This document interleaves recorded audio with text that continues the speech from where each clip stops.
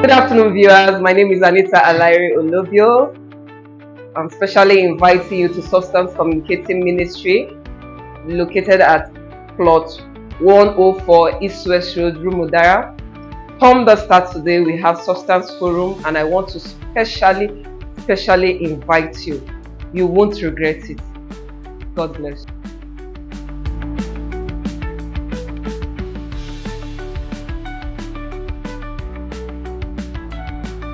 Good afternoon, sir. Yeah, good afternoon. Thank you for having us once again. Oh, it's always my pleasure. Yes.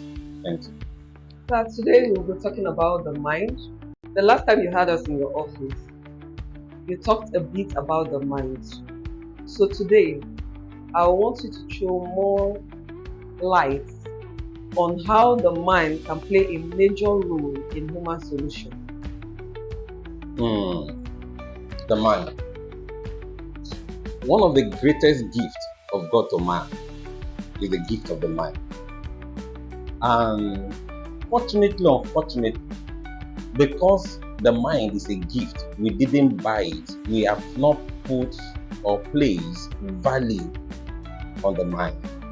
And the mind is one of the strongest components God gave to us to help us navigate the life. That is why the mind is like an elastic. I'm sure you're not wearing a rubber now. Whatever you do with the mind will determine on what your actions are. Now, when you have this popular rubber, they call rubber lane, you discover that in its small nature, you think it has no capacity to expand. But just put pressure on the rubber, you find that it will expand to a capacity. That capacity for which it has expanded, that is to the point it can be utilized. The same thing is our mind. Our mind has capacity to be expanded. Okay. But the thing is that we have not put enough force on the mind to produce what we want. Now take example from like palm kernel. To get oil from it, you need to put enough pressure on the palm kernel to produce oil. But we are not willing to put pressure on our mind. The mind has a significant role in our living on earth, not our existence, our living on earth. Now, we must understand that the mind cannot be seen with the physical eyes, but it can be controlled. And we have two kinds of mind. We have the conscious mind, we have the subconscious mind. The subconscious mind has to do with your thinking. You don't have control over it. There's always a flow of information that you cannot stop, you cannot control. You don't control what comes into it, how it goes out. And funny enough, what you think with your subconscious mind, you can play 10 years event in your subconscious mind. Okay. You understand? Because it has capacity to take a lot of information. But your conscious mind is the one you deliberately control, not with your hand, but with same thought. You can give it where to think, what to think, and how to think consciously. And it is said that if you consciously practice your thought life for 21 days, you begin to act and live by what you are thinking about. Because the mind is a strong influence on us. Let me borrow a leaf from the scriptures. Take in Proverbs 23. It said, as he thinks in his mind, so is he. So that means every man's physical appearance or action is predetermined from the mind. Yeah. Or let's put it in a better way like this. as he think into his mind, because there's going to be a flow of information, but the one you allow to retain in the mind and ponder about is what has domineering power over your life. And whatever has domineering power over your life will control your life. So as the man think into his heart, that way the man become. That rules over the man's mind. That is how effective the mind is. Now, to make Sir, before you say something, I just want to ask, are you saying that the mind controls us entirely? yes, it play a major role, because when you talk about a controlling force, you are saying there is an invincible force somewhere that propel a man's actions and habits. Okay.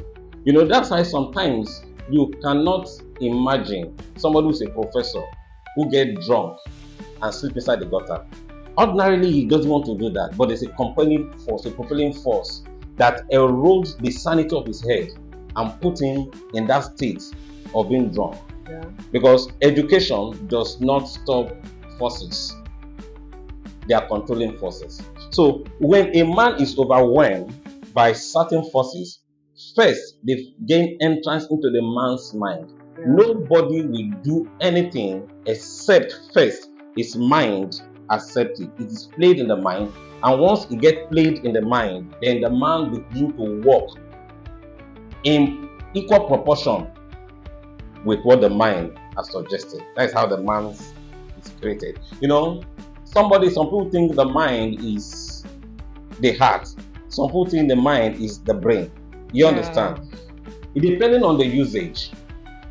Either the heart or the brain, depending on the usage. But the truth is, whatever affects the heart, we send signal to the brain. Yeah. And when it is sent signal to the brain, the body system will comply by the signal that goes into the brain. So the mind is a strong virtue that controls the mind.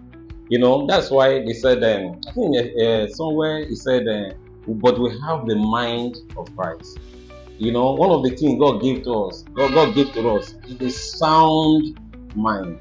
That means if God gives a sound mind, that means there are minds that are not sound. But the difference between a sound mind and a mind that is not sound is information. Yeah. The level of information that is available for your mind to ponder on will determine the best use of your mind. That's why in this part of the world, we don't practice the act of meditation. To actually get your mind really working, you must learn the act of meditation. Meditation, that means you ponder over a subject matter that is of value, of necessaries, of great importance to you. As you keep thinking about it, you begin to generate some kind of vibes. The outer world call it vibration. You begin to generate a kind of vibration in your system, and that vibration will equal the emitting power for you to start taking actions. So inversely, we are controlled by our mind. Sometimes we discovered that some people are walking on the street, they are walking on the road, and you were thinking they are looking at you. Yeah. But they're not even seeing you. What is playing out in their mind is what is directing them. You understand? Yes. Now, if you want to go to the market, for instance, you will sometimes discover that you already played out all you want to do in the market in your mind before you begin to take actions.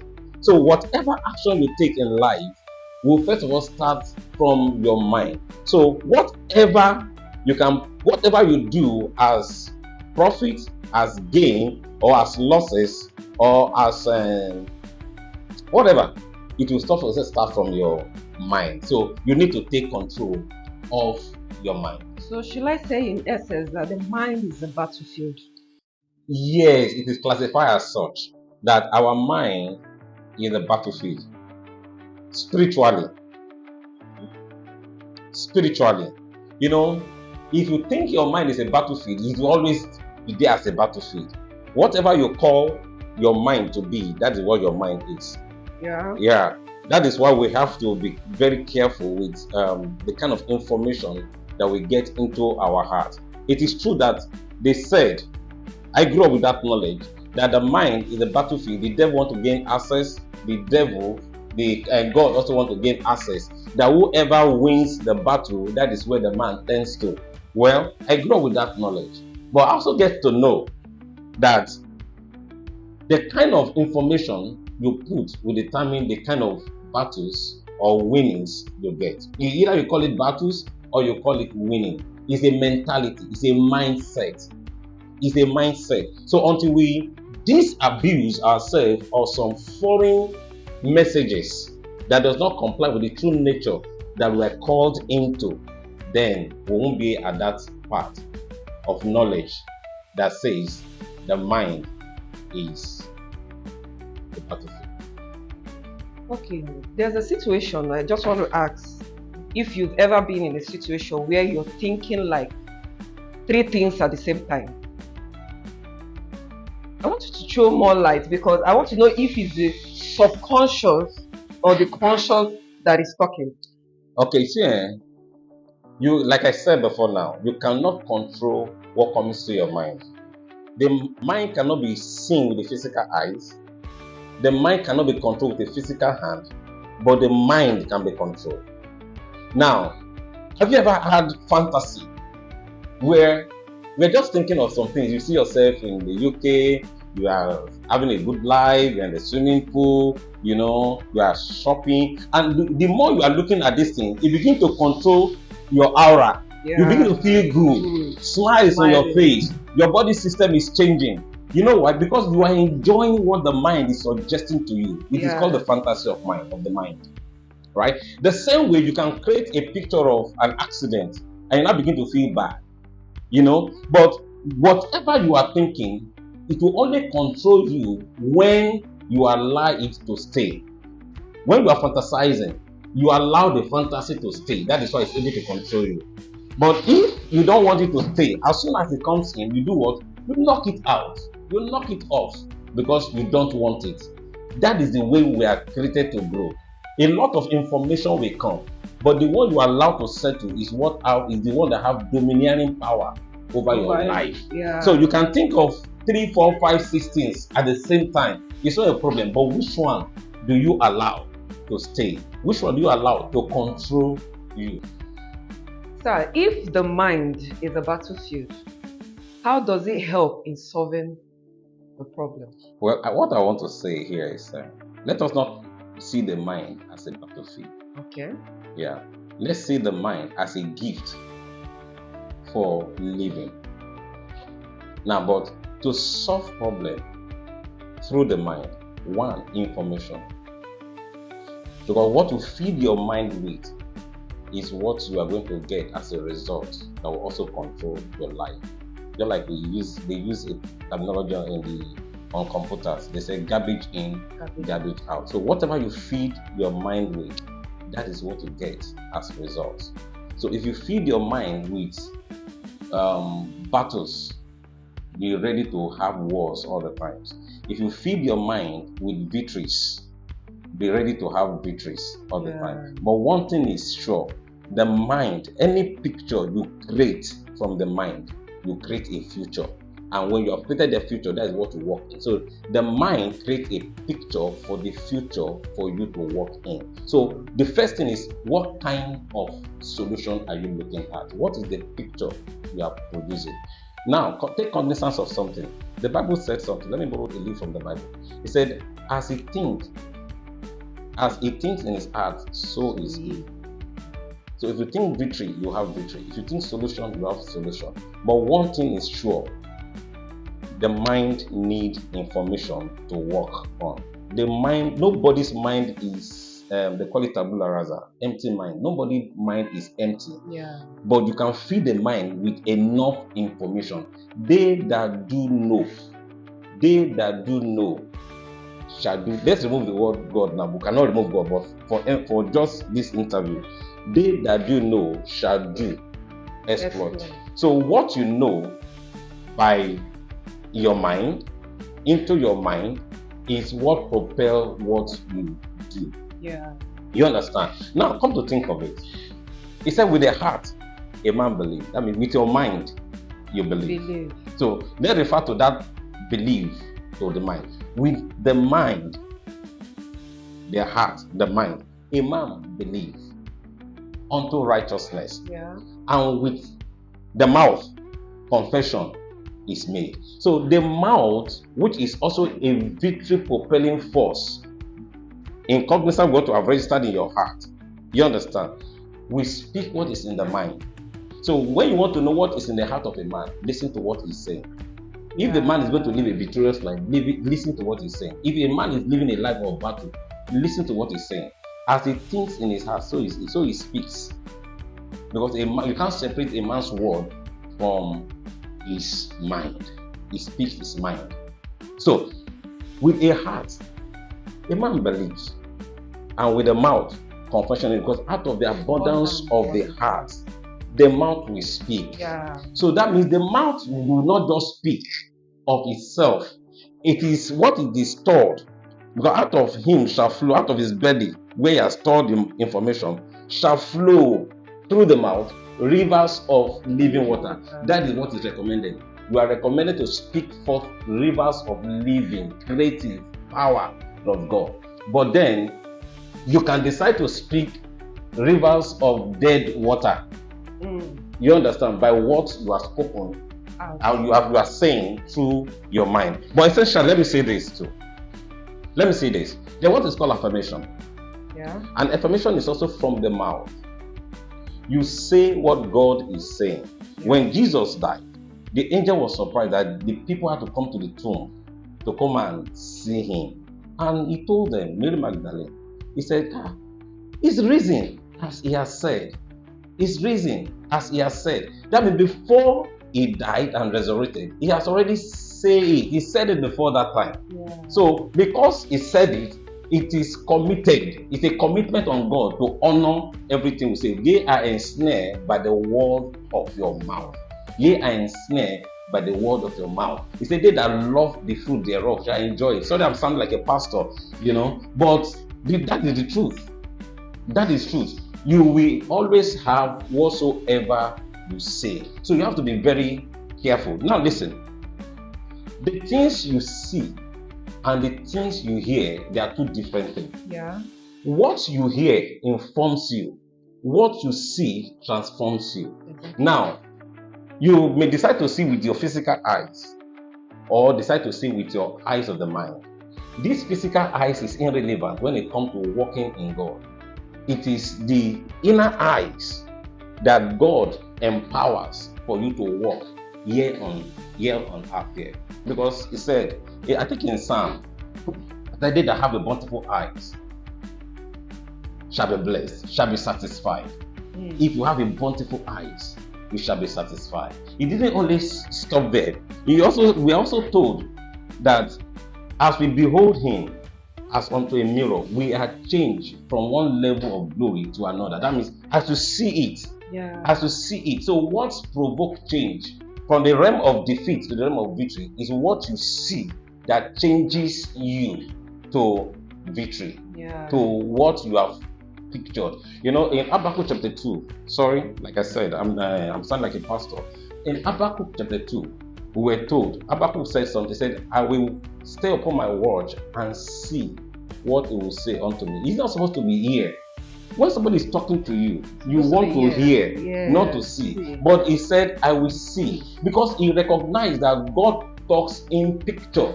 I will take you to a land that is flowing with milk and honey. If you can see it, then you can have it. He brought Abraham out in his belief, in his doubt. He brought him out. He said, as far as your eyes can see, I am determined to give to you. It was an open place, but there were trees. There were other things that can block his view from seeing far. But God is not looking at that kind of this side.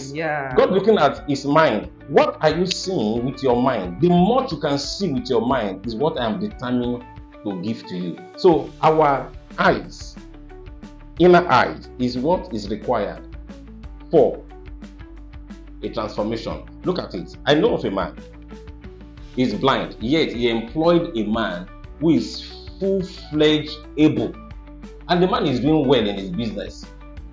Who should be at each other's mercy? It's not the man with full-fledged, but who employs him? The blind man.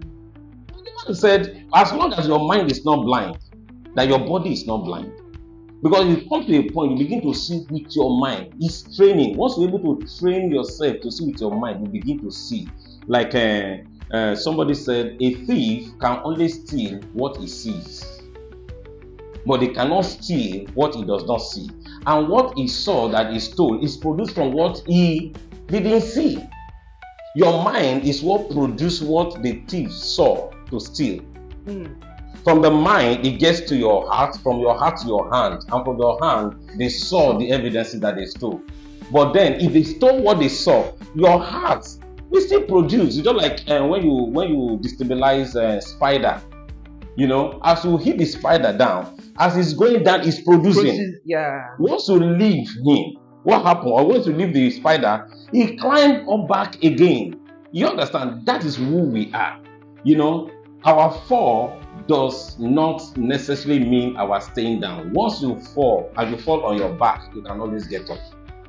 So it is the way you see life that you go. So it is important for us to know that in victory, in living victoriously, in living victoriously, you need your mind.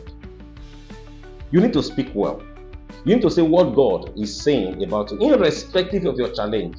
Because so grew mightily the word of the Lord. Take note of the word grew.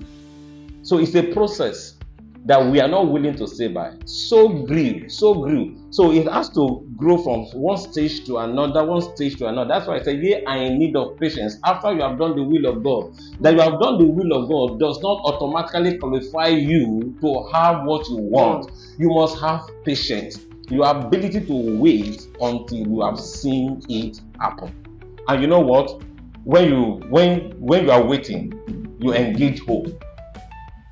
Hope is not waiting and rejoicing. Hope is acting and living before you have it. How will you feel when you are looking for 100,000 naira, for example? How will you feel when the 100,000 naira is eventually given to you?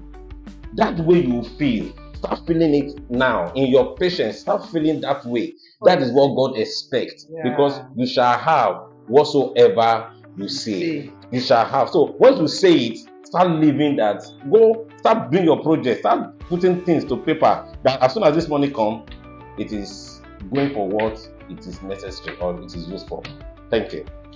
So, sir, in all, you're saying that whatever we feed our mind, it